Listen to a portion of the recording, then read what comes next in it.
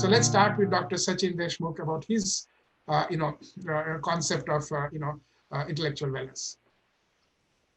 So the concept is very simple. Initially, I had a lot of intellectual ideas for what intellectual wellness means.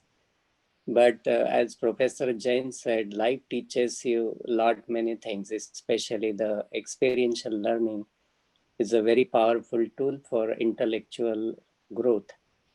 And intellectual growth is exponential. So once we realize that we have two sides of presence, one is how we appear outside to the world externally, and who we are inside internally. So when both of the words don't match with each other, which is the case for most people I see, the struggle happens, and that creates a lot of uh, non-coherence and the battle, the duality between us, and that makes us unhappy. But when I am who I am inside, reflected outside, suddenly there is coherence and harmony between my existence and being. So once I figured out this equation through my mentor, Maharshi, everything put into the place. And second thing is, um, the we always see the some excuse for doing that. He always had this insistence that it has to be effortless. It should become natural because the bliss is the part of who we are. And there is a wonderful Buddhist story which says that one person wanted to meditate, and the teacher who was teaching him, his cat will be always sitting next to him. And he started saying to the teacher, I can't meditate because your cat bothers me. So he said, okay, we'll remove the cat. So after a few days, he went back and he said, now I can't meditate because there is no cat. So what we learned is that when there is will, there is way. Uh, we want to make the shift happen. The whole universe is with us. And we don't want to make the change happen. Even whosoever the best power or source in the world is right next to us, it can't help us. The English saying goes, you take horse to the water, but you can't force him to drink it. So that will be my take on it. Once I figured this out, I decided that life is a wonderful privilege and it's a gift. We have a lot of abilities. We are all created equal. We might think differently, but when we work together, all minds together, has a very powerful impact on everything around us, into the environment, the outside and inside, all together. So there is unity in diversity, and there is diversity into unity. So that's where I would like to. Wonderfully said, Dr. Sachin. That's really wonderful. So how do you see intellectual wellness? Anything that you want to share with the participants today, Adolfo, on intellectual wellness and how you want to practice that and how what do you feel about? Yeah. Well, and the reason I was late is because right now I'm in the midst of a yoga teacher training program. Okay. Okay. So I want to tap into what was said earlier about having goals.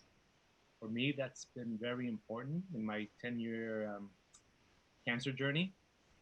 Is having a goal, and that keeps me going. I read. I work at a college, so I'm constantly using my mind and intellect. But the wellness also uh, be, being part of groups like this one helps me. I'm also part of a transformational group where right now we're tapping into the gifts that we have and how do we graduate um, from the level that I'm at now to the next level um, and without depleting ourselves. So, it's finding that special gift that we have, but not not allowing that gift to deplete us. So I'm constantly in discussion. I'm constantly engaging. I'm constantly growing and in graduating, as it was put, the group. So I don't want to dominate because I could go on and on. Thank you, thank you, thank you. Well said. Naina, you want to say, share something on intellectual wellness, your own perception, and how you think you are practicing, or you want to like to, take the learnings for today into your own life on intellectual wellness. Having a goal is the most important thing, and don't look back. Always stay positive. Always be positive. So, Okay. thank you. Okay, thank you, thank you. Suzanne, you want to share something with us? Any learnings that you want to share, or any experience that you want to share on intellectual wellness? Yeah. I think one thing I just really liked what Dr. Jane, what he was saying was being in good company is really important. And since meeting Sachin and being a part of these wonderful groups, it has really been a wonderful thing to be able to have the influence of all of these wonderful people. And so good company is something I think about every single day. Thank you. Thank you. Anything that you want to share, Yogendra, your experience on intellectual wellness, your learning, and what you want to share with the participants here? Good morning to everyone. As Dr. Jain said, that he wants to live 100 years and he's working on a platform. What we are doing is essentially enabling collection of body vitals, and then based on whether you are doing meditation or whatever else you are doing, you can see your progress. As far as intelligence, wellness, I guess we talk about mind, body, and soul, all in sync. Another way to say the same thing is, uh, purify your thoughts, words, and action. They should be all in sync. Then it comes naturally to you, uh, and there is no conflict. Then you are at peace, and whatever you are doing, what we are helping is monitor your progress, because the big problem is you do whatever, you don't know what is the outcome of that is going to be. And we enable the measurement of an outcome, and then based on that you can make corrective actions to continue to make progress in the right direction. And as Dr. Jain said, if you do all that, I think it's not impossible to get to 100. Yeah, So yeah. that's I think people like you. like Dr. Jain said, he's 70 plus. I'm 70 plus as well, and I think we're doing very well. See, we have such inspiring, that is what support group is all about. We inspire each other and empower each other and help Yeah. us to, because we are all being listening to doctors. We have had many medical practitioners and doctors coming and telling us, and most of them are wellness doctors. They believe in lifestyle and diet, apart from, of course, the medication that one has to prescribe to. But we have health heroes and we have support groups in the Crack the Wellness Code, and that's what makes us very unique, because It does. we just don't go by what doctors say, with due respect to the doctors. But of course, we also use other tools, other resources to empower ourselves.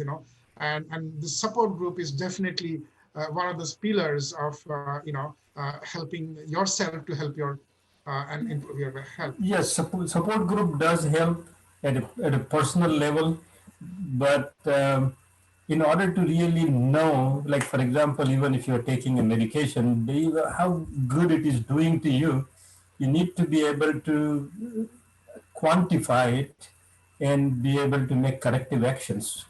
And I think the data-driven decision making is what technology is helping us do, and make the progress in right direction, not based on hearsay or fake news. Whatever you need to be able to do, kind of quantify your progress.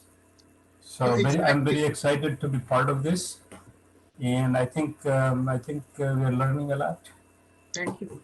No, but precisely, so when we're talking about a support group, if people are knowledgeable in the support group, then they can share the knowledge. I mean, it's not about hearsay, as you rightly say, because there are a lot of rumors. I mean, COVID had also come up with, there's so many rumors floating, do this, Yeah. with no scientific evidence, right? So at Crack the Wellness Code, we certainly believe in evidence-based, therapies, Eastern, Western, whatever, but science-based. So the kind of work that you are doing, and that's emerging, definitely help the support group to use that data in a more productive way, and that is what the personal health navigator is all about. So I would request now Dr. Bindu Joshi to share her perception. She's going to lead this wellness support group project. Really a person who can do justice to this project in terms of connecting the community with technology, with resources, and all the sessions that we do. So over to you, Bindu. Good morning, everyone. So yeah, great session today. Thank you so for moderating and starting this community. I love the fact that so many of us are striving to live to 100. This is perfect. So I think we're in the right place. I guess for today's session, I want to say, based on the comments that I've heard so far, I agree with so many of them. They resonate well with me. So that tells me I'm in the right place. I'm in the right community, that this is, how I want to live my life as well. So I guess from my side, one of the ways that I try to keep my intellect stimulated or feeling positive in my life is with new experiences. And this group, participating, moderating, and being part of this group and really sort of helping us all learn is going to be one of those new experiences. And those are the type, that helps not just all of us learn, but also it's a new experience that helps the intellect, stimulated. And I try to combine that with physical activities. So new experiences, for instance, I love to hike. And so instead of hiking in the same old place, every time, I love to kind of either travel and hike in different places or just find different places around here to hike. And that already also stimulates, besides the physical activity, it's also, I really enjoy the different views, that I get, etc. So I want to say, like, I think like Dr. Jane said, and like, Sachin, Yogendra, Sue, Nena, all of them have mentioned, and Adolfo, that we, learn and we grow by being part of this like-minded community and learning new things, experiencing new things. So I'm looking forward to really being part of this this group and supporting, continuing to this group, supporting to continue the learnings and where we're going, with it in the future, what kind of places we can take it in the future. Thank you. Rebecca, if you want to share your perceptions and what you have been practicing and anything that you want to share with this group that they can learn from you. What really stuck out for me was maintaining that curiosity and that sense of awe and wonder, and really being discerning of our thoughts. And I tell my kids frequently, we have to be careful what our eyes see and our ears hear and what our mouths speak and what our minds think. And so that really resonated with me, what we were working on today. And I'm super curious to learn more about Dr. Jane and how computer science and wellness interact, because my oldest daughter has decided that's what she wants to do for a college major. And I was like kind of racking my head, because I know that what she's thinking is like, I want to make money, not like, what do I actually want to do? So yeah, I loved the talk about the thought, words, and actions, that's what creates harmony. And I have people that come to me frequently with a variety of different disparities. And it was a good reminder for me that yes, when we're not in alignment with our thoughts and actions, it's going to create some discomfort so that we are able to get back into that alignment. And so that was a great reminder for me. And I love doing things like this. I teach a lot of kids, and so I take a lot of this back to those young people that I teach. And so these little simple nuggets of helping them to maintain curiosity is always helpful. So thank you. Thank you, everybody, for being with us, and look forward to the ongoing sessions.